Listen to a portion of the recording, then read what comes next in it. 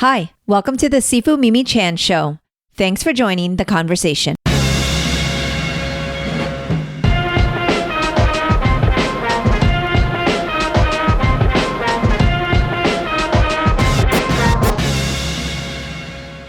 I am so excited for today's guest, Olivia Cheng. I've been following Olivia's work for years, from Marco Polo to Warrior, and now her directorial debut, I Am Raquel Welch, and latest film, Lucky Star. She's often recognized for her presence on screen, but there's so much more to her. She's sharp, soulful, and deeply intentional. In this episode, we get to know the real Olivia Cheng. I'm so grateful we finally got a chance to share this conversation, and I certainly hope it won't be the last. Listen on to hear Olivia Cheng's favorite bubble tea flavor. I've been enjoying these conversations and I hope you have too. If you have, please rate my podcast on your platform of choice and share it with others. If you would like to support with a donation to help keep this podcast going and support the work I do, you can become a patron of the show by visiting my website or patreon.com/SifuMimiChan. For comments or suggestions, reach out on social media at SifuMimiChan.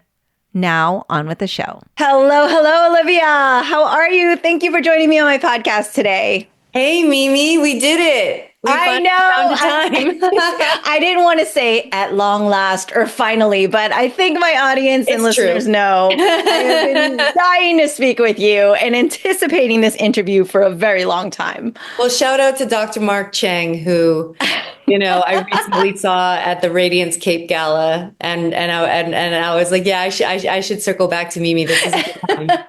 Oh my gosh. Time. He's about to faint right now that she gave him that shout out. And of course, our mutual friend, Jason Chu, are always, there's so many people in our lives that we're connected to. Oh, I know. I love that man. Me too. It's my brother. So, man, I was thinking about, what am I going to ask you? I have so much to fit in now as this anticipation has been building. And I'm like, how am I going to fit this in an hour? As I've gotten to know a lot more about you over the last couple years and through all of your friends on Warrior, I'm like, now I want to know about Twister expertise, your gymnastics background, your favorite boba flavors, snorkeling. I mean, there's so much.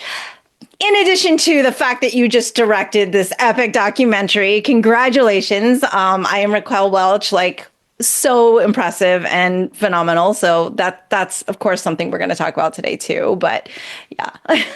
It's amazing. Let's do it. Start anywhere. All right. All right. Well, I think we should jump right into your documentary, because I did get a chance in this last 48 hours to view it. And it's been a little bit of a whirlwind for me, but so impressive. I just see right away, I think, a lot of parallels between you and Raquel, celebrated for beauty, on-screen presence, often labeled as a sex symbol, and yet so much more to both of you. And she was just this sharp, strategic artist, but also embraced her beauty and sexuality and was able to dispel stereotypes in her own way. But it was clear it really became exhaustive. I know that you've also challenged the limitations of how women, especially Asian women, are perceived in media. And I'm just curious, after directing this film and having appeared in so many incredible shows, what do you hope audiences truly see in your work beyond the surface? And what do you hope lasts? Well, first of all, I have to say that the fact that you compared me to Raquel Welch, her level of iconography is crazy imbalanced. But thank you. For those who don't know, Raquel was a global, probably the most famous woman on the planet, at the prime of her career. And it was I don't know, sometimes I say to people, just imagine J-Lo in the 60s, the most, just famous woman on the planet. And an incredible icon. But I do think my certain parts of my experience gave me a certain gaze at her career that, was the reason they asked me to come on board, because yes, they did want a female filmmaker who was an actress herself. And they knew that I had a journalism background. So all three of those things. It was wonderful to get to use all those parts of my brain and all those parts of my career experience and life experience and combine it into one and, pay tribute to a woman, like you said, who was, I don't think got the credit she deserved in her time, for, uh, uh, what she managed to accomplish and the ceilings that she was able to break through in her ways. And I've now forgotten the original question of all that. No, Could I was you just react wanting to know what you hope audience take away from not just your directing, but the work that you do beyond the surface of, Olivia Cheng. She's this beautiful woman who, like I said, I see a lot of comparison between the two of you as I watch that documentary, and I just wanted to know like what you think or what you hope will last through, what we remember with your work as either a director or an actor, because I know you're still not finished yet. Obviously, you have decades more to go, but I think it would be really cool, whether it's I don't know how to say this. I think sometimes I just always want the opportunity to keep evolving. And I always want the opportunity to continue to reinvent what it is I'm doing out in the world, or to refine, or to, course correct, or, to just kind of keep growing. And, what I do happens to grow in the public eye and has to interact with the public to happen. I hope within the roles that I take, like I still feel like in certain ways, I still feel certain confines and limitations for what is available to me. Um, but within the roles that I do get drawn to, even if on the surface, of course, I see the similarities between some of the roles, and I'm like, all right, like the truth is I just can really check that box. If you need someone to play power, gravitas, authority, and intensity, like I can bring it. And so it puts me into like a certain realm, where I think now I've done enough work where people are like, who could do that? Olivia Cheng. And it's that fine line, right? Where I think in some ways I have become a little pigeonholed. But within those parts, as I'm always looking for ways, even within those roles, to find different dimensions and different colors, or different things that could be unexpected, even if they're little moments. And those are my own little personal acts of rebellion, within what I can do and what's available to me at this stage of my career. And right. Because so much is out of my control. I don't know who's writing what. I could be the right age for it. I could not be.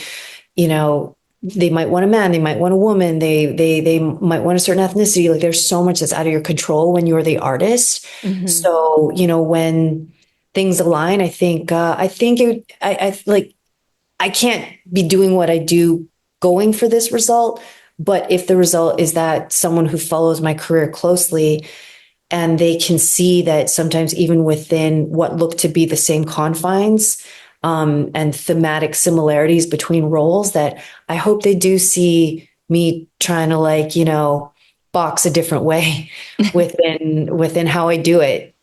Yeah, and it's interesting because you're mentioning these confines, and literally, I'm speaking to you on May 1st. This will drop in May, and it is here in the U.S. We're celebrating. Oh my Asian God! American Pacific Happy AP, yes, and I've been speaking at events already as of this morning to different organizations as a fellow activist like yourself, and one of the things I often speak about is this limitation, right? And what we see in the media and how Asian Americans are, or Asians in general, are portrayed. And on one hand, as somebody who did have like a small moment in time where I was working in the entertainment industry, it was just very jarring. It was very difficult. And I see that there's still difficulties after speaking to so many of your cast members. But like, it was this whole, hey, we're moving in the same, positive direction. There's been so much progress. I talked with Jason about, the Better Luck Tomorrow, and just how like far we've come, and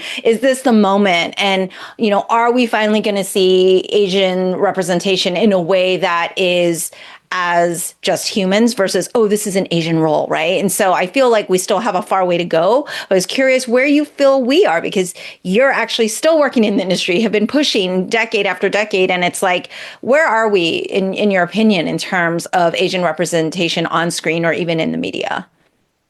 I always answer that question two ways. First, I'll answer it statistically. And when I answer it statistically, the numbers don't lie, and the numbers can be a bit depressing, because in terms of major speaking roles, and I think I'm going to attribute these numbers to studies that Goldhouse released. Yes. And I think the Gina Davis Institute may have released similar studies. So it was one of those two that I read, or maybe they were quoting each other. I can't remember, but it was like 3%, of speaking roles. And I can't remember how exactly they broke it out. So I can't quote it well, but that's statistically speaking, that it's still a very low proportion of roles.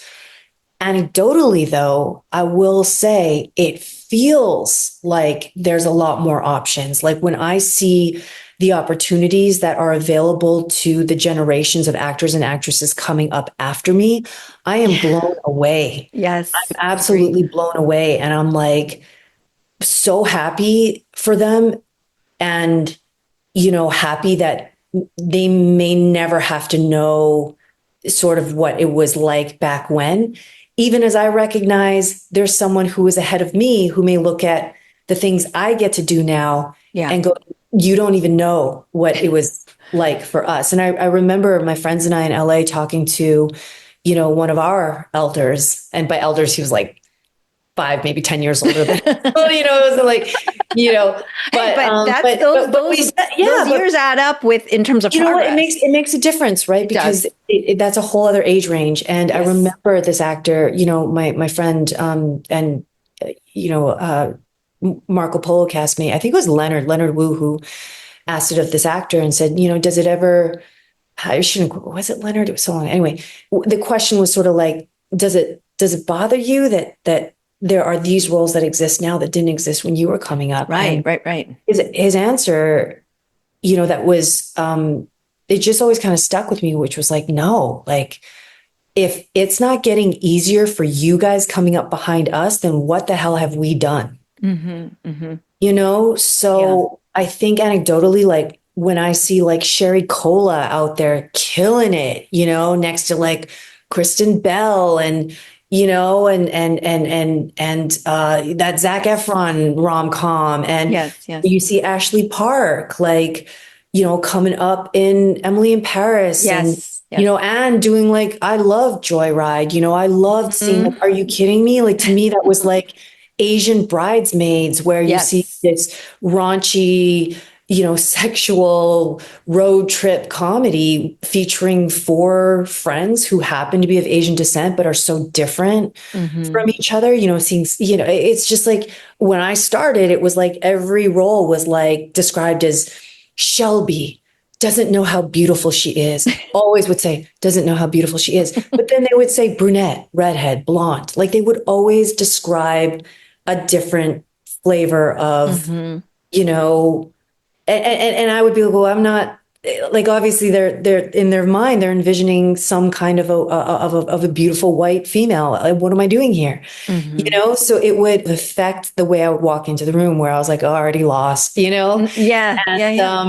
So, and now just to see that there are breakdowns in roles, and some are, very ethnic and culturally specific, like Shogun. And some are like, it could be anybody. It could be someone Black. It could be someone white. It could be someone Latina. It could be someone Russian. It could be, well, I guess that's white, but like, it could be Yes, someone of course. from, Afghanistan playing the role. It doesn't really matter, right? There's nothing ethnically specific. It's just here's their humanity, here's their quirks, here's their idiosyncrasies. Yes. And they happen to cast or seek an Asian character to do the job. And Yeah. and I think that's anecdotally. So, that's why I say there's statistic and then there's Mhm. anecdotal. Yeah. Yeah. And that makes so much sense to me because people ask me that question all the time, since like the 90s when I was working in the industry. And then, of course, like I said, talking to people.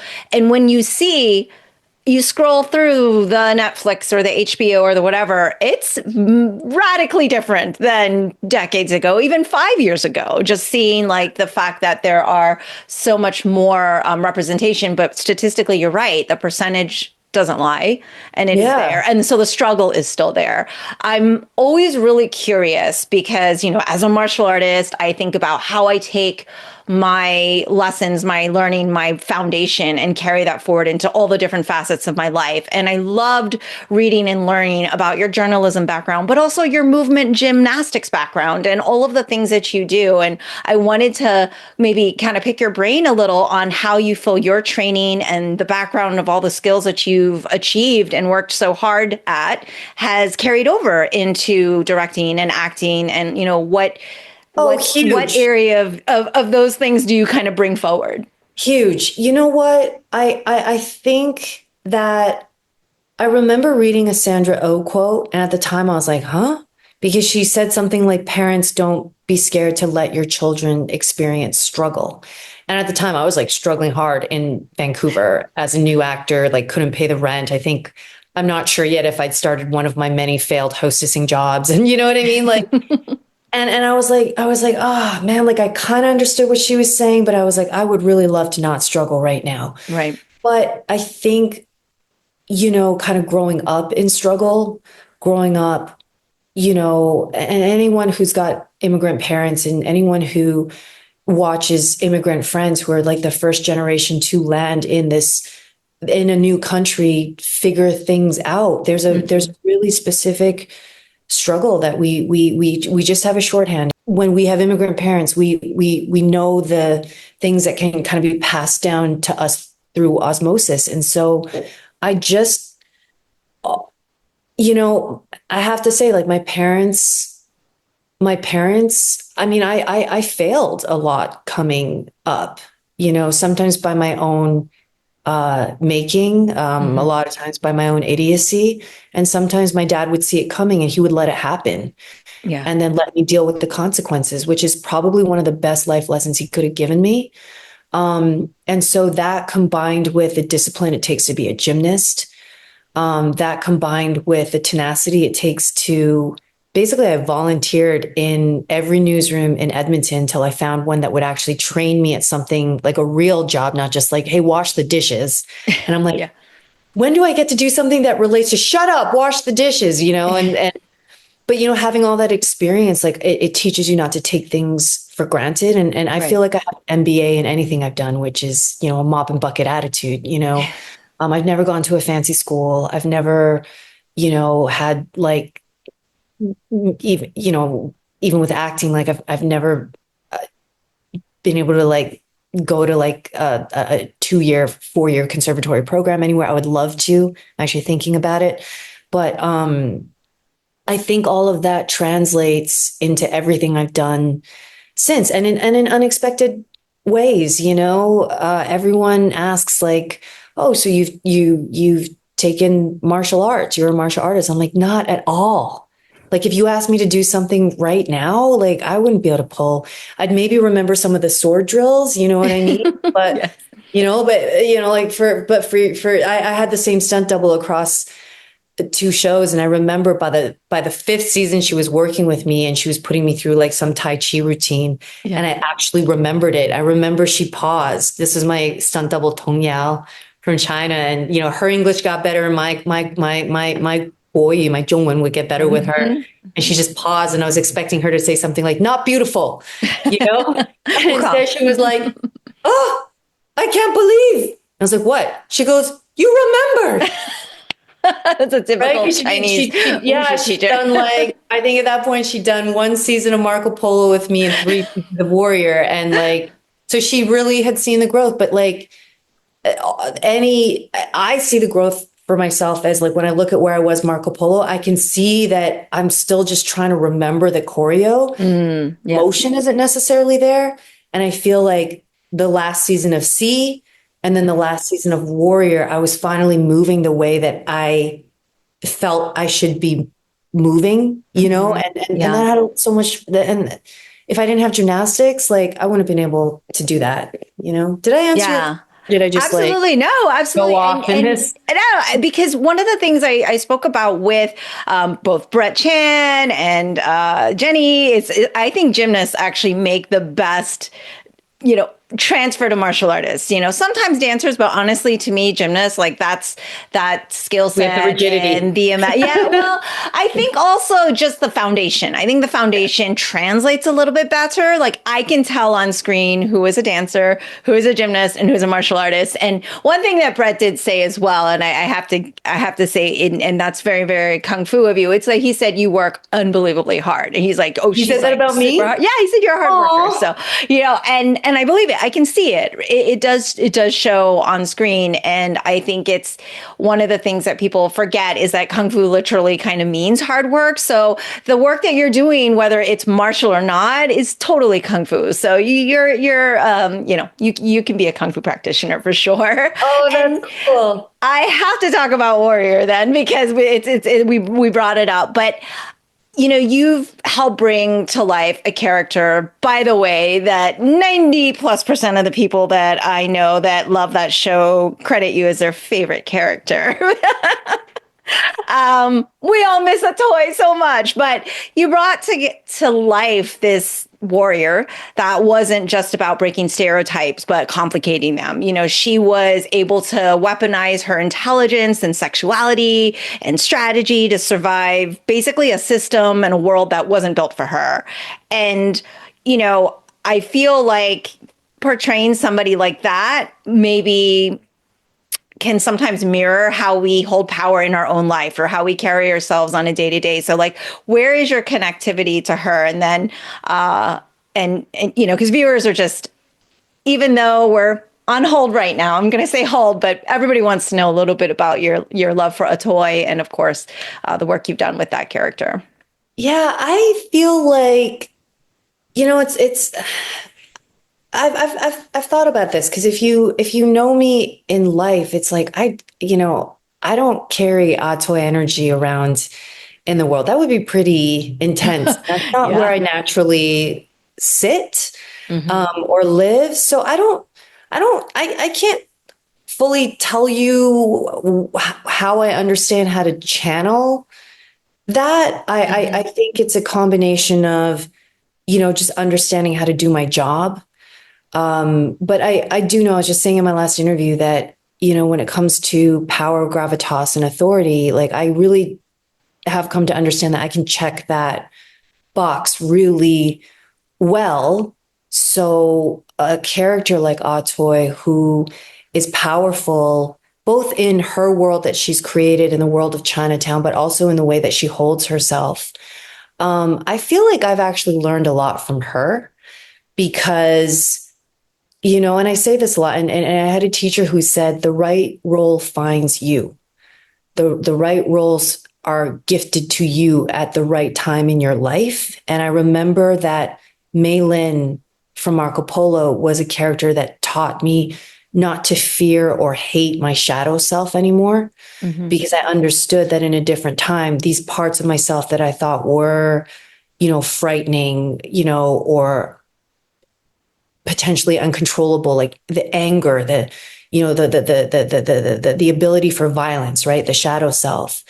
I realized like I have to let that out to play Mei Lin. I have to stop judging that in me, and I have to let that part of myself rise up to meet her. Mm-hmm. And then with Atoy, it was funny. Like we kind of stumbled through it first because I remember Koji was kind of, I think didn't trust that, he can give this sort of like brooding energy without trying, right? Like we would kind of joke that like, Coach, you can think of a ham sandwich and you're going to look like you're brooding. And then with me, it was kind of like, I was trying to be this powerful, sexy madame, and I was doing like weird things because I didn't trust that just standing there, not doing anything and just being and trusting the makeup, trusting the hair, and just trusting the essence that got me cast in the first place was just enough. So I feel like Toy, and what I mean by I feel like she taught me something, because I had to find something in me that would rise to her level of power and poise.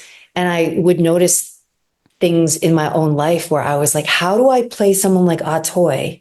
And then in my own life here, I struggle to, set a boundary or stand up for what I want or what I need, or, like these are not there's a disconnect between these two qualities, yet it's the same person in both situations. So that's kind of part of a little insight into my process with Atoy. Yeah. But sometimes I feel like your character teaches you something.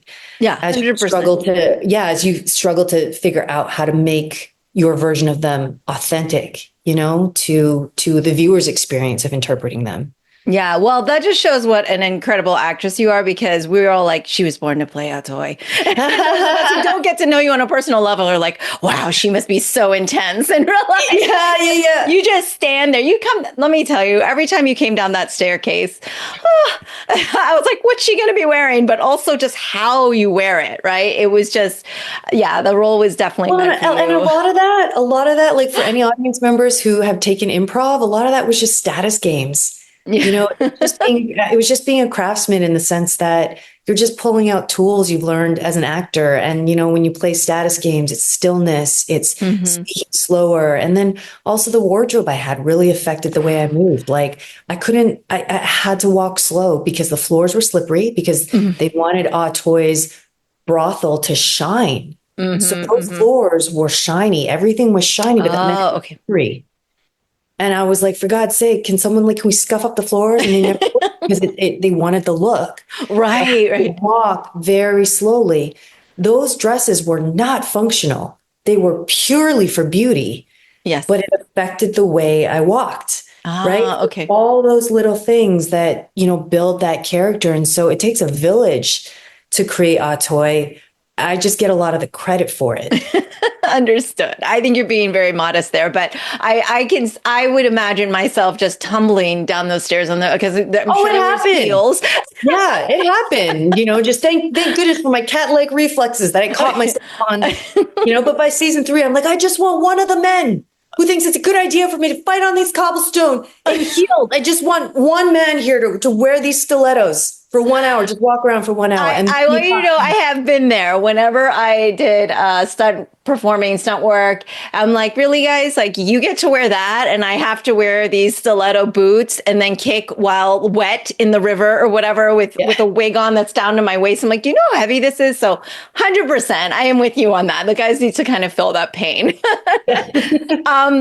As of course, like I said, we are kind of amidst AAPI Heritage Month. I wanted to also mention for Warrior in particular, I actually spoke about this at one of my keynotes today. And like this show, while it's historical fiction, really gives a lot of viewers a first glimpse of Chinese American history through the lens of course, fiction, but like, it's a big deal, and it's a big deal for representation, but a big deal for those of us who didn't get to learn Asian American history. And I know that you've been such a supporter. Thank you, by the way, of a lot of the advocacy that I've done here regarding Asian American history and Asian history to be taught, right, to all of the generations, like you said, not just for media representation and for those that go beyond and come after us. But for me, I was so embarrassed because I didn't know any Asian American history. And as an adult, had to learn all these facts that made me feel like, wow, I'm really ignorant. And what does it mean to you, especially as an activist, because you do such incredible work and volunteer work as well, like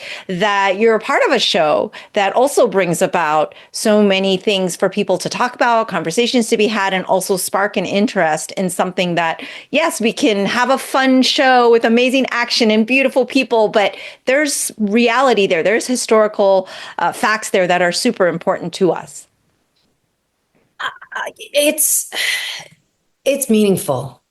I think it's meaningful when you get to do something you love that also aligns with a sense of purpose and a sense of legacy, and a sense that you get to be part of something that's greater than you. You get to be part of something that's greater than even your immediate cultural community, because some of the most rewarding conversations I've had about Warrior actually come from folks outside of the Asian community. I've been recognized from all kinds of cultures, and I remember there was a Greek fan who was like, "This reminds me of the riots that happened here." Like, I'm here shooting in Toronto, and I guess there were some riots around the Greeks in this Oh, city. okay. Um, uh, I'm not sure at what point in this city's history. Yeah.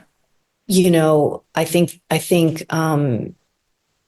whenever you have something that's so specific and well portrayed that it's universal, it's a really beautiful thing. And I've been, questioning this idea of like, what's, with this next chapter of my life, like what's the most important thing I want to be building? And of course, yeah, happiness, joy, peace, and all that. And I'm like, okay, but I think it's like, purpose and living my life with meaning, no matter how big or small my career goes from here, like how do I stay engaged in the things that are important? And I think Warrior is this like very crystallized chapter of my life that I have a feeling is just going to be that. Sometimes actors, there's that one project that just is like the gift that keeps on giving, or is a project that keeps sort of getting brought up again, no matter how you move on, no matter in what ways you move on. It's like people know you from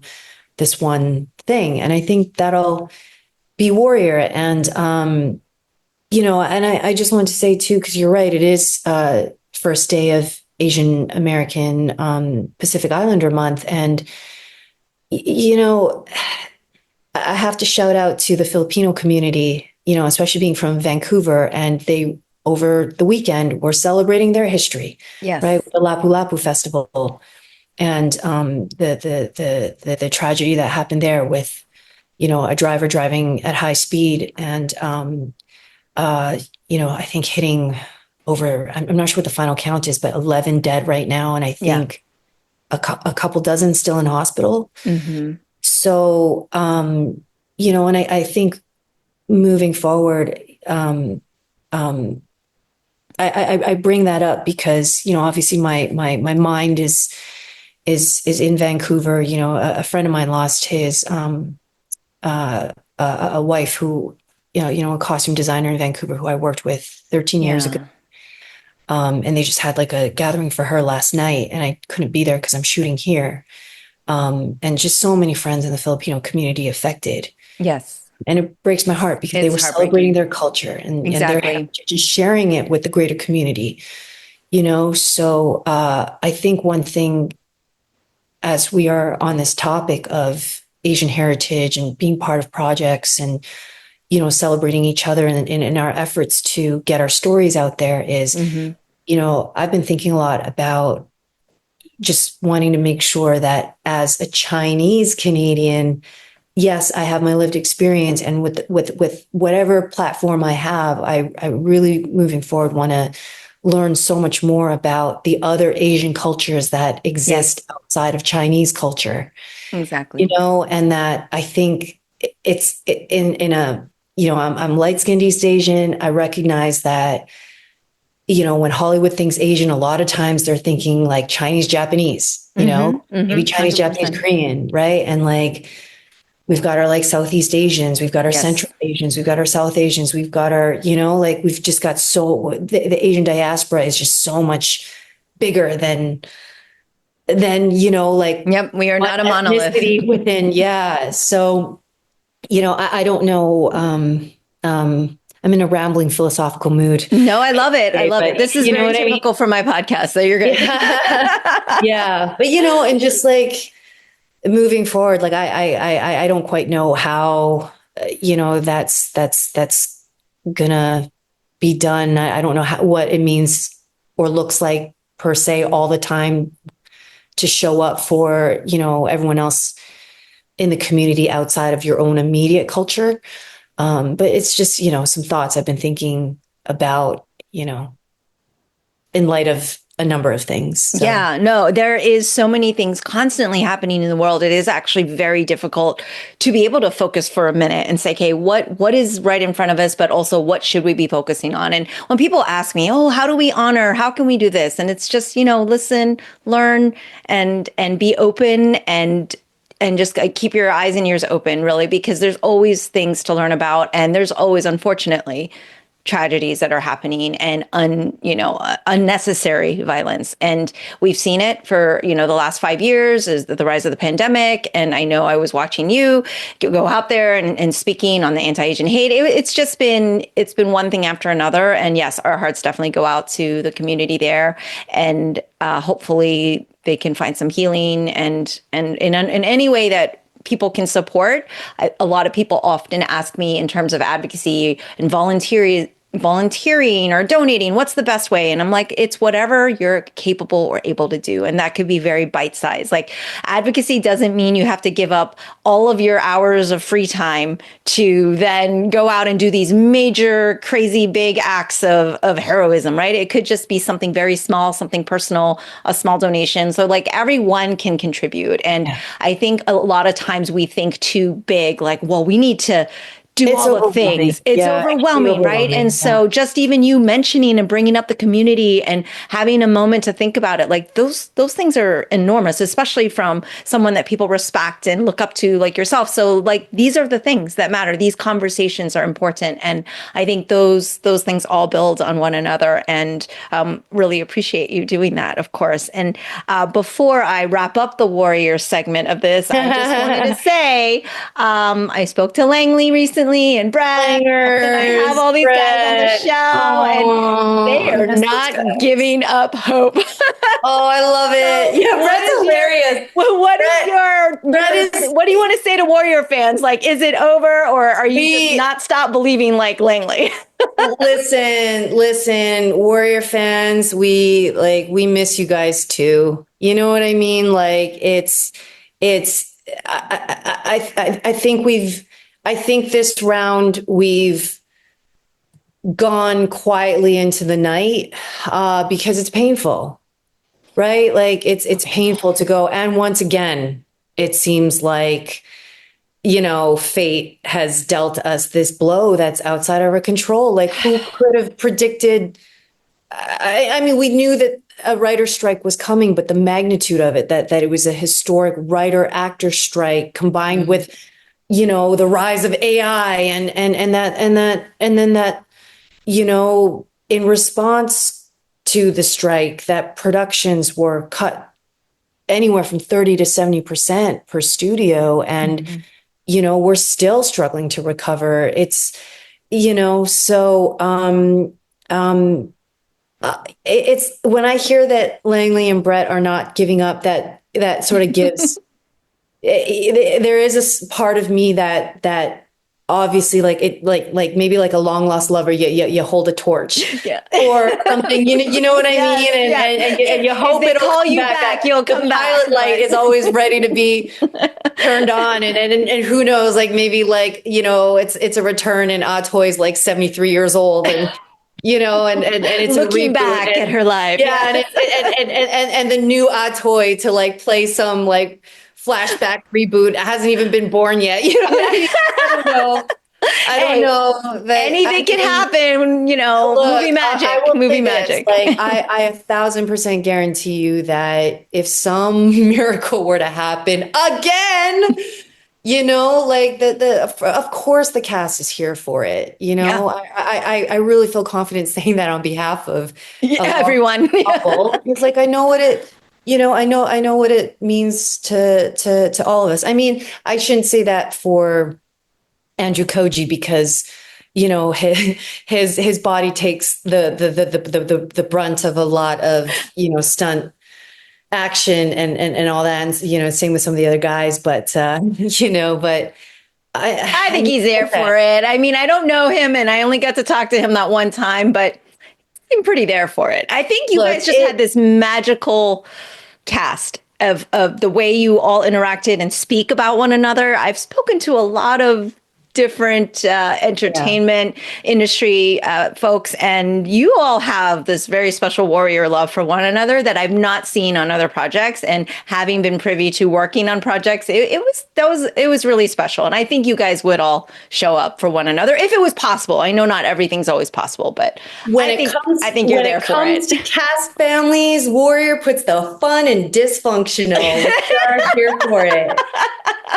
I love it. I love it. That'll be a good quote. All right. Yeah. As a director now, I know you directed a short film, but this documentary is a huge undertaking. As somebody who has Yeah. directed one documentary and have done the film festival circuit and took years off of my life, what was that experience like for you? I mean, I look back and I'm so proud of that project. I'm so proud of going through it, of challenging myself. I mean, there were times where you can't shut your brain off when you're trying to process that amount of archival material. Like Raquel Welch was started to become famous from the time she was like 15, 16 years old. So the amount of her life that was documented in the public eye, I'm pretty sure I've seen everything, but I wouldn't be surprised at all if like more came up. But I know her face so well now that I can be like, Raquel Welch, 1967, circa, oh, that's her in Kansas City Bombers. That's her from, Bandolero. That's her from 100 Rifles. Like I just know her filmography, her face, her eras Yes. Yes. so well. And yeah, there were times when I was so stressed out because, usually a documentary that length, I found out afterwards, would take usually 2 years to do, and might get like 4 to 6 months to do what's called a paper edit. I didn't have that time. I also had an incredible team, Right. of support, which for a first time documentary director is almost unheard of. So I'm very grateful to the network entertainment team. Because I had a creative director, I had an Amazing. archivist, I had a story editor, I had an editor, because as I was processing material and then turning the interviews around, I had to hand stuff off to my amazing story editor, Tammy Gabai, and my amazing editor, Georgia, and my archivist, Joanne Pearson was helping with all that, and Jim Strongman, so it was a real team effort. It was like a fast moving train that you just kind of had to, run next to and like jump on. It felt like times but I also felt like kind of a duck to water in a way, because I could look at things and listen. She wrote a memoir, and so she kind of gave me the roadmap. Okay. It was clear the themes that she wanted to be heard on. Right. And the format of this is a tribute documentary. So there were parameters that I had to play within. So I just sort of used her own roadmap, and there was so much archival out there to support what she was saying in her own memoir, that took a lot of the guesswork away, because otherwise, where do you start? Yes, Right? I just exactly, started with exactly. her own words, because I'm like, I want to give Raquel, I want to make her number one on the call sheet again. That's my job. It's my job to make her the center of a feature project again, because I think that's what she would have loved. I think that's what she would have wanted. And I think that's what she deserved. So as challenging as moments were, as out of my depth I felt in certain moments, it's just one of those things where, it's sink or swim. And I figured out how to swim, and I'm so proud of where we landed at the end of the day, because her story has so much depth to it that I don't think she was really ever, received the proper credit for. And I think that, I think she's a really fascinating story. And again, in the same way that I was saying that sometimes my characters teach me something about myself, understanding her story and understanding the time in which she came up, like I learned so much Yeah. And I think it sort of made me think about my career in a different way, sort of examining, some of the things that she talked about. That I was like, okay, it's food for thought for sure. Hmm. Yeah, I learned a lot because, of course, I didn't know anything about her other than the fact that she's this beautiful woman. You say her name, Yeah, and you know her almost by her immediately image, you but know what you she may looks not know her like. story. But I have Yeah. no idea. I didn't know she was a single mother. I didn't know that she went over and did the shows with the troops. Like, it was in my head. I'm like, oh yeah, yeah, with Bob Hope. I think I remember something about seeing her, but you don't really get a sense of who anyone is unless you get to see a documentary or get a little bit of Or that she context or read the successfully, memoir. yeah, or that she successfully sued a studio in an age Exactly, discrimination exactly. lawsuit Yes, that was that transferred fascinating. across industries. Like Yes. she changed the legal game with Yes. her standing up, changed legal precedent Hmm. for people across industry Yeah. who had to reference a case that was successful Hmm. And when it came as to a documentary filmmaker now, what do you, because I know it's very hard. You close your eyes and like you said, you're seeing Raquel Welch, you know what era and all that. I mean, honestly, if there was something to be fixated on, it's nice that you have something so lovely because I'm sure if you're doing like, World War II documentary, it can be really grim and you've got nightmares. So it's lovely that you have her on the mind, but I know it is a 24/7 endeavor and you're just constantly like waking up in the middle of the night. Oh my God, there's this edit I thought about, or there's this photo I want to add in, or oh, I think we should take this out. Like it's always on your mind till it's done. yeah How do you step away from that? How do you pull yourself out of that mode? Because, this is probably just me selfishly asking because I tend to be a fixator and I know what it's like to work on something so involved. You know what? I did. There was a moment where I sort of felt like I fell off a cliff in the process Okay. Oh because no. I was so in it, and I mean, I think I was like easily, 6 days on, and I would really try to take like one Mm, day off, and then right. suddenly the I would say 90% of what I had to do was complete. Hmm. And now I just had to let the rest of the team do their part in post and then just come in for notes. So it wasn't finished, but that sort of breakneck pace which just suddenly was done. And that's what I Yeah. mean. Just like I just sort of, and so there was definitely a period of adjustment.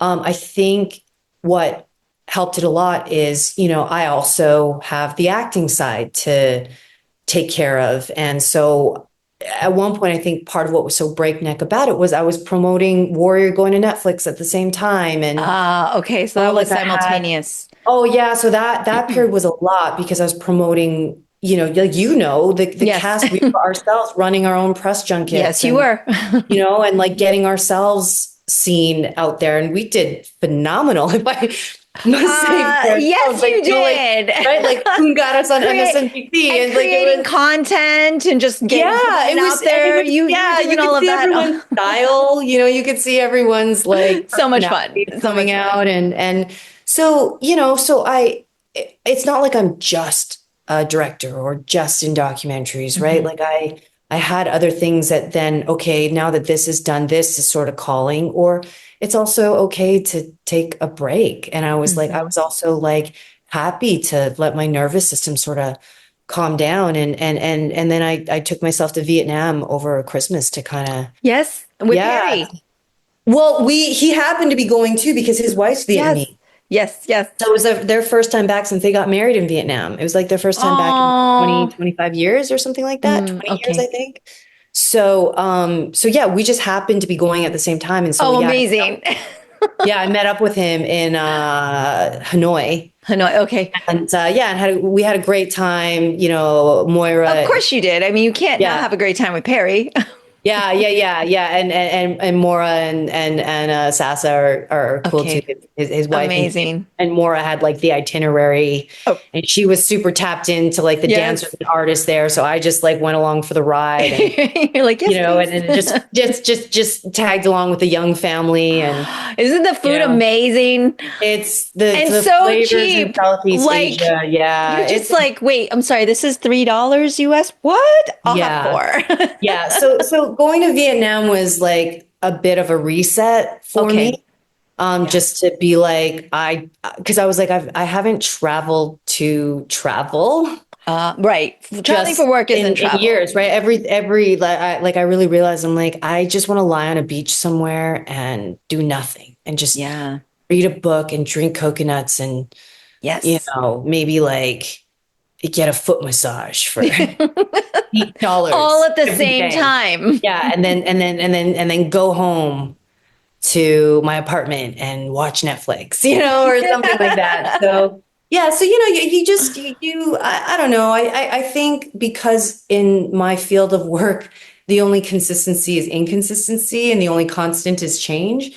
You have to sort of recognize when you need a break. You have to sort of Yeah. recognize that self-care can look really different in different moments, and you have to listen to what you need at this particular time. So um yeah, like winding down from that project was definitely a process of its own. Absolutely. Yeah, I mean, this sounds like a very wise and evolved Olivia. I'm sure like a decade or 15 years ago, you might have been like pushing through and trying to, I don't know, you tell me. I mean, where I has mean, I that was still changed for doing you? some Were of you that. like Yeah. a little bit more go, go, go and maybe not as in tune with yourself as you Oh, are now? Or, absolutely. 100%. Like, I didn't understand burnout. I didn't understand, yeah, I know so much about cortisol now. yes. I know so much about circadian rhythms and sleep Mm, patterns, and mm-hmm. how if your stress hormones are too high, yeah, you're going to wake up every night. And then that's going to put other things out of whack. And Yes. other hormones are going to go out of whack. And then it can start to affect your digestion. It can start to affect your skin. It can Yep. start to affect, just your sleep quality. And it just really can snowball. And it was really Marco Polo, I think, that I sort of hit like an emergency Mm-hmm. moment Yeah. around understanding that the pace I was going, and it was probably the first time after Marco Polo that I sort of understood that I was a workaholic, Ah, okay. which is one of the more accepted, I don't want to say addictions, but you kind of get praised for being a martyr when Oh it comes to yeah. And busy. good job. You work so hard. You Yeah, just don't like know when to stop. You get it yeah, done. I yeah, understand. I feel you there.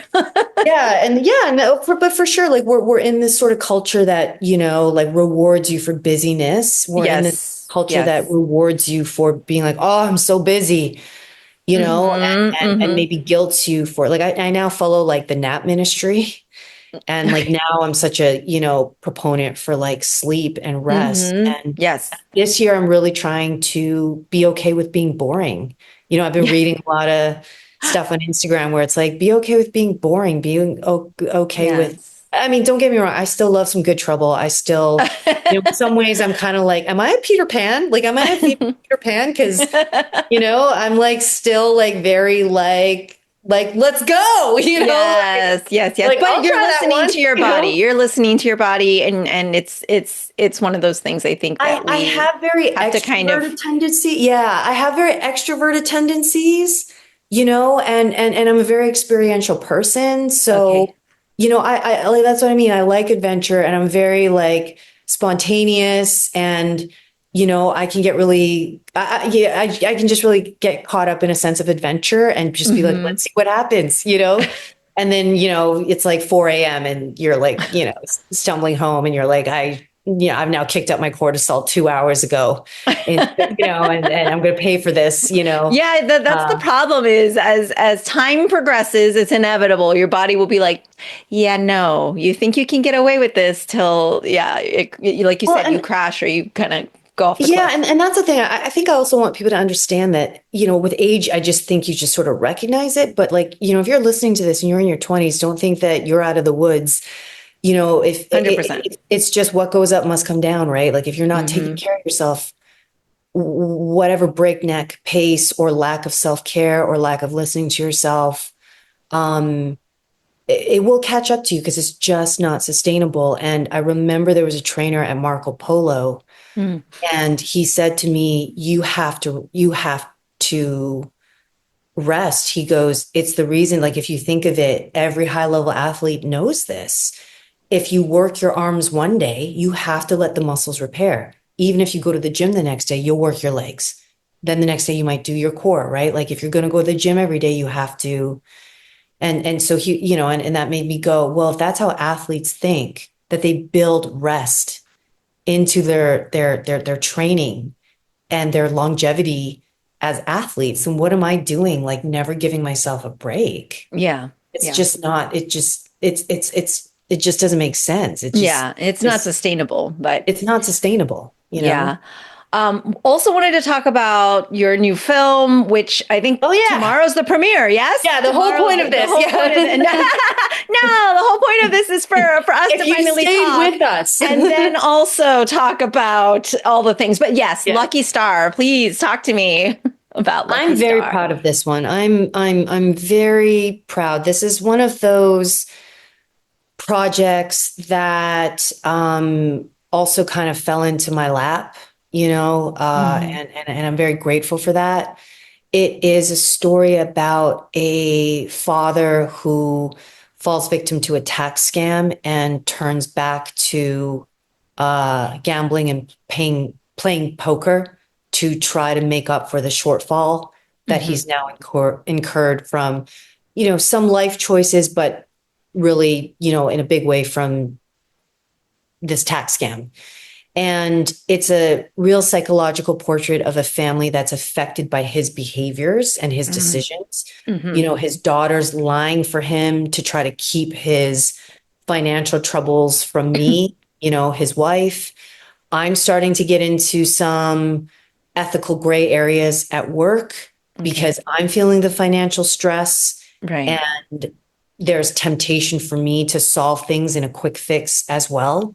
And I sort of feel like some good comps for our film are it's kind of like if Blue Valentine meets Pursuit of Happiness, Oh, wow. Okay. because you're watching a marriage sort of break down in this story that's about really trying to make ends meet and trying to put food on the table for your kids, Mhm.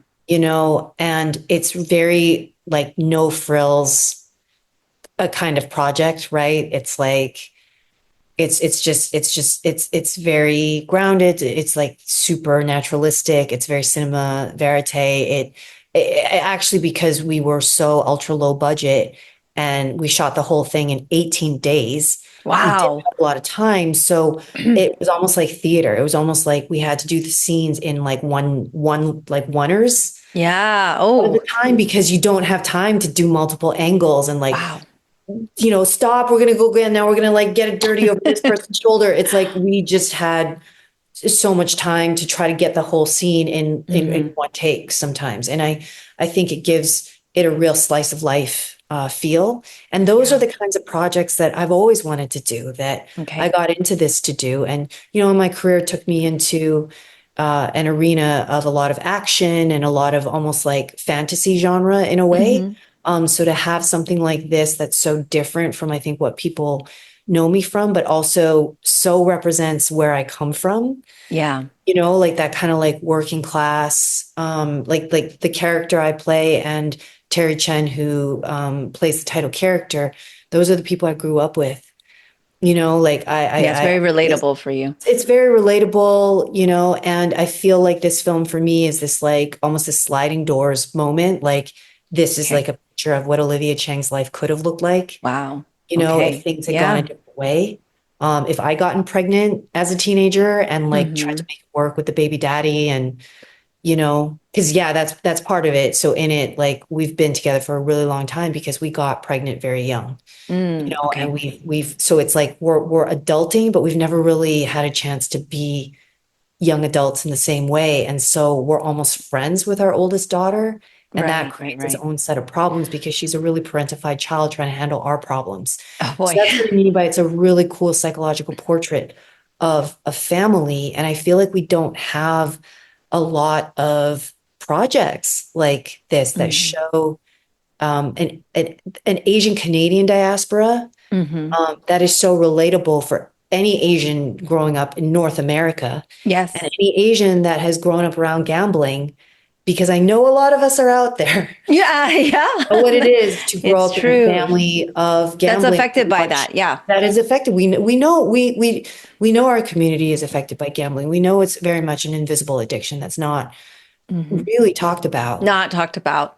Yeah. Definitely not talked about. So yeah, thank you for that. I am very excited to see this, and congratulations on all of these incredible projects that have just been one after another. I do hope you get that bit of a break. And I know I only have 1 minute left. And so in that minute, I don't know what I'm going to ask you, but I have to ask what your favorite bubble tea flavor is, because you describe it as the nectar of the gods. And so one day you and I will sit and have some bubble tea together. But you know what?